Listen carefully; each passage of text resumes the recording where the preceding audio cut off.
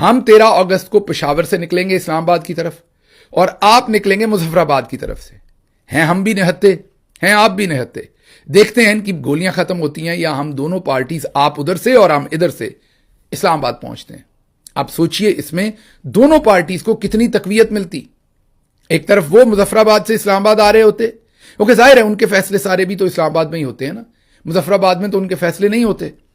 وہ بھی وہاں سے ادھر کو آتے اور پاکستان تحریک انصاف بھی پشاور سے نکل کے اور ملک کے دوسرے طول و عرض سے بھی نکل کے نہتے پرامن شہری جو ہیں وہ اسلام آباد کا رخ کرتے.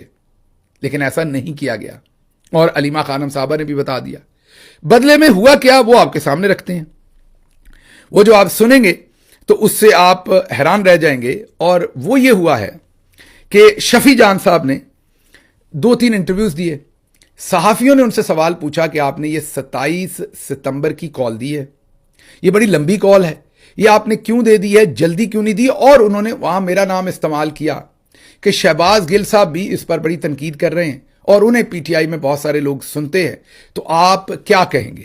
اب جواب تو انہوں نے دینا تھا کہ 27 ستمبر کی جو ہم نے لانگ مارچ کی تاریخ دی ہے وہ کس وجہ سے صحیح ہے اور کس وجہ سے غلط ہے, اور میری تنقید اس میں کس وجہ سے صحیح ہے کس وجہ سے غلط ہے.